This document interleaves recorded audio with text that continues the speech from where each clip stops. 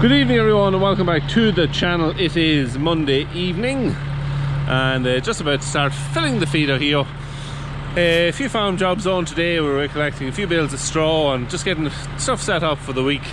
Didn't really record any of it. We're just going to make a little bit of video now. We've newborn calf as well a little bit earlier. We'll have a little look at it shortly. But the most pressing thing that probably a lot of people, a lot of yourselves who are farmers, will be having to deal with is all the water we have at the moment. Now it's kind of clear skies at the moment, but with another storm over the weekend, more wind, heavy rain. Last night I was up at 2 o'clock checking cows just to see was there any calves, and it was torrential rain we were having here. This morning then, dried out, quite breezy still, so you can see the yard basically is dry right round. A little bit of water running out of the beat. So there's a little bit of beat still left up there. So you can see a little bit of water just flowing down there, but this whole part of the yard is soaking wet. And I haven't seen this now in a few years. See the water flowing? I think you should be able to just see it. Well, it's bubbling up here. It's bubbling up alongside the tank and between the tank and the concrete of the yard. It's bubbling up there and flowing right down the yard. And lucky enough it flows into, there's a gully here which leads into a drain which all the water can get away, so it's not filling tanks or anything like that here at the moment, so it's that end of it's okay. But yeah, it just kind of shows how high that the water table is at the moment. Ground is saturated, you don't even need to tell you that, especially if you're living down in the Midlands or anywhere near the Shannon where it's busting its banks at the moment. So we've got quite a few rivers locally here as well that is flooded out. We have a couple of fields we've cut silage off and they're flooded at the minute. So it's at this stage it's a nationwide issue. And the other problem that we have is our tanks are all almost full. So we were lucky enough that we got some slurry out when the slurry ban opened on the 15th. Our slurry ban opened on the 15th of I'll walk over here, we'll just have a look into this tank. Our slurry ban opened on the 15th of January, so it allowed us to, the weather wasn't too bad, we got a little bit of slurry out, but see that? You'll not be just able to see it, hold on. Now you can see it. So that's kind of where we are. This tank here, days until it's full. This here's in the same situation, as is definitely the tank on the left in the new shed is fairly full. The right hand tank is a little bit bigger, so it has a bit more capacity. We probably could take a couple of loads to fill that tank out, you know, a little bit later in the week.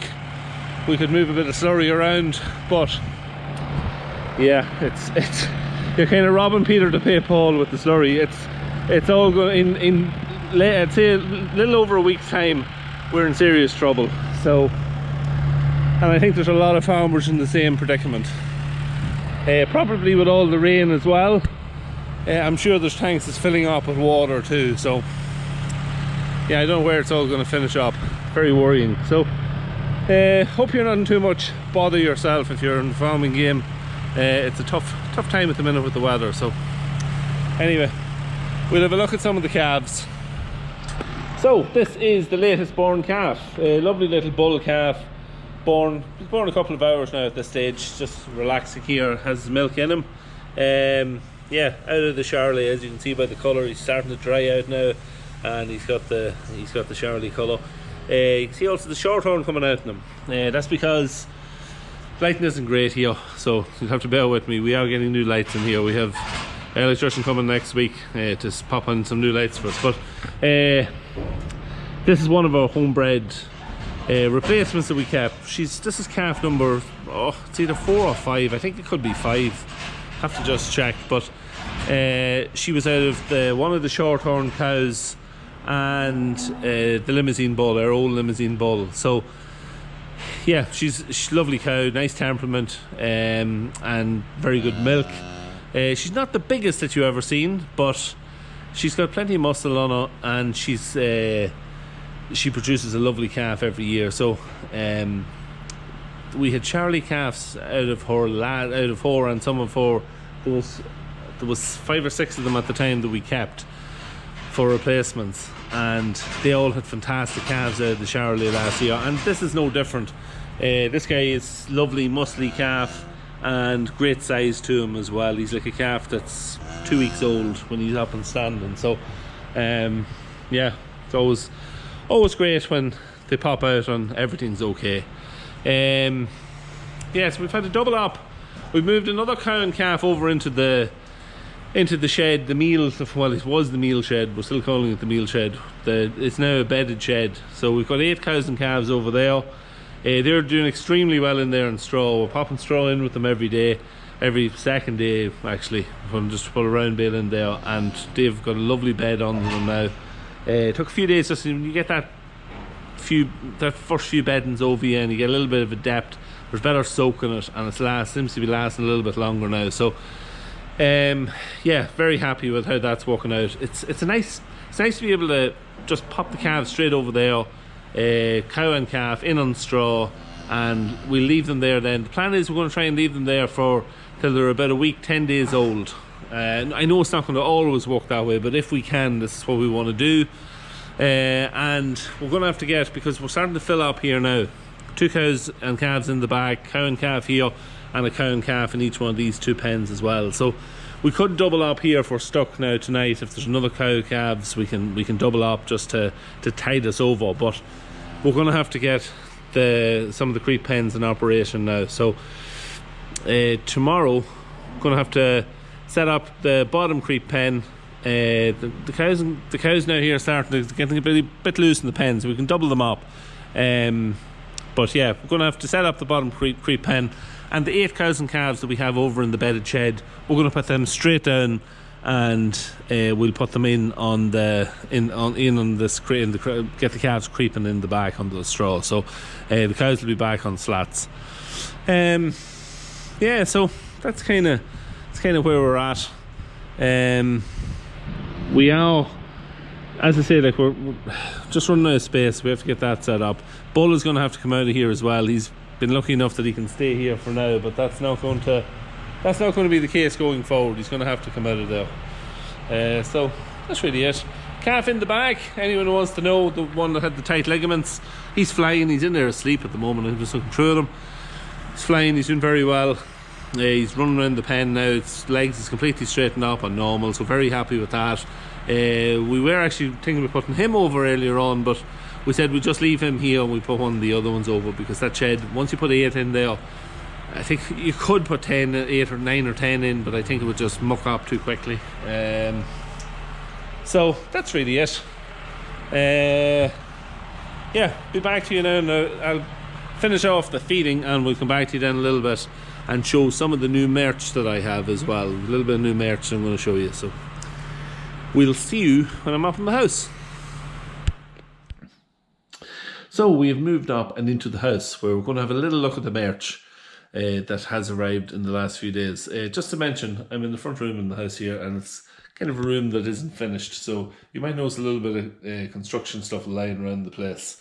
It's kind of been used as storage, and yeah, it's not finished, so it's just one of those rooms that you can get sometimes in a newly built house. Yeah, so we'll have a little look at the merch. So back in early December, if you remember, ordered a few bits on the Jerry 6420 merchandise line. We got beanies, we got some polo shirts, and we got fleeces. You can see actually one of the fleeces is here hanging up. So done okay with them. Sold out the beanies, sold out some of the t-shirts. Didn't sell all the t-shirts obviously, because I got a whole different size, all different sizes right through, from small, medium, large, extra large, 2XL, 3XL. So sold some of the sizes out. Sold out a couple of the fleeces as well. I think the large and the extra large and the fleeces sold out. So we had ordered in some more sizes in those. We restocked all the beanies. The beanies are all there. I think I ordered 40 beanies this time, so we're well stocked back up in those. And T-shirts, we've added them to the range. So standard T-shirt, the other ones were polo shirts, so they had like collars on them. These are basically the same design, only no collars. It's the standard T-shirt. Some people don't like the collars, that's why I just ordered them in and that. So we've got all sizes in those as well, right up to 3XL. Look, it's not a great time of the year for selling T-shirts or polo shirts. They probably sell a little bit better when you start to come into the springtime and the weather starts getting better. So I don't mind, they'll probably sit for a little bit. But a lot of people are asking me about hoodies. We're going to do anything on hoodies. And that's the main thing that I have now on the range is the hoodies. It's a zipped hoodie, so it's basically the same design. This is design. A lot of people are asking me who designed it for me. I designed it myself. It's a logo that I seen online, and I changed it slightly in the colours and stuff, and made a few little subtle changes to it. But it's just something very simple. I liked it. It was just a generic logo online that you could use for printing or putting on stuff, and this is why I picked it, because it was simple. As I say, I added a wee bit of colour to it, and I think it turned out fairly well. So I didn't change anything with that, but yeah, everything's kind of the same. On the T-shirts, if you look at, we have on the left, as you're wearing it, on the left chest, you've got the logo there, and then centre on the back. Let's see if I can just turn this around. You can see centre on the back, same thing. So if someone's standing behind you, it's on the back of it as well. So it's I want it. Look, it's extra money to get it all printed on the back, but I think it does look better. Excuse me, I have a bit of a cough. But yeah, anyway, I'll sit down because if I'm standing up, I'm kind of in the light. Excuse me. So. Yeah, this then has got the same design here, obviously, but when you turn it around, hold on, we'll spin it around. It's got the larger logo on the back, so you can see it there. It's quite a bit larger, and looks very well. Lovely quality, nice. It's very, very nice quality, very durable, and excuse me. Everything I have, I've tried to get good enough quality stuff that can be used as workwear and can be used out and about. So it's good enough that you could wear for good wear, but it's also good enough, I think, you could wear it for workwear as well. And finally, we'll have just a quick look at the fleece. So it's basically the same layout as is on the hoodie. The frontal logo is placed on the left-hand chest as well. And then the rear logo then is the larger one, and it's centre on the back. So yeah, look at it. Just adds a little bit of variety. So you can get a fleece, you can get a hoodie, you can get a standard T-shirt, a normal polo shirt, or you can get beanies as well. So yeah, look, it's just a bit of variety. So that's basically what we're going to have. We're going to have for sale. Look at it. There's a bit of investment involved in putting the merch together, because you have to, if you take all the different sizes, I have 6 different sizes in each item of clothing. I start at small, medium, large, extra large, 2XL, 3XL. So I kind of covered all bases with it, and then you have to buy a few different. You have to buy a couple of sizes then in each, 2 or 3 sizes like in each bit of clothing as well, to have a little bit of stock, so that if somebody comes and buys one fleece, that straight away you're not sold out, so this is where the bit of investment comes in. A lot of YouTubers are going down the road of setting up an account with a third party, somebody who specialises in printing and T-shirts and stuff like that. But the problem with that is you never actually get to see the T-shirts. All right, they'll send you probably one out at the start, but you don't know what the quality's like. You don't know if that's actually the T-shirt they're going to continue to send out all the way through, or the polo shirt, or is it going to be this good a quality for all the time? So it's you never actually get to see it. So if you make the order, what happens is the order goes straight through to this third party who. This is what they specialise in. they'd print it up, it's posted straight out, and I'd never get to see it. So this is a little bit more personal. Look, that bit of extra investment is involved, but it's a bit more personal. I get to package it up, print it, or package it up and get it sent out, and I know then exactly what everybody's getting, you know. So this is why I've done the show. Maybe it'll not work out. Maybe the cost is going to be too much going forward, and you know, maybe they're not going to make the sales. And if that happens, maybe I'll just do the same thing.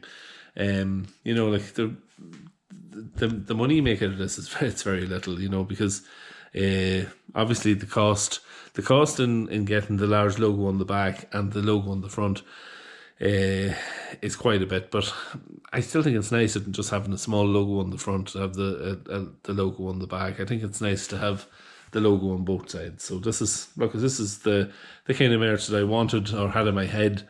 We'll see what happens, see if we can make some sales on it, and if it goes well and we continue to make some sales, I'll maybe can add a few more bits to the line, and maybe a few different colours. Maybe leave it. I'll see what happens going forward. You know, we'll see how it works out. But that's really it. I'll try to have all this stuff up on the website over the coming days. But I'll mention the video. I'll have it up before the weekend. I might have some of it up actually tomorrow evening. But as I say, I will keep an eye out on the coming videos, and it will get a few mentions anyway. And you can, if you have any interest in buying any of the stuff, get over there, buy it, and I'll get it sent out to you as soon as I can. So as soon as you make the purchase.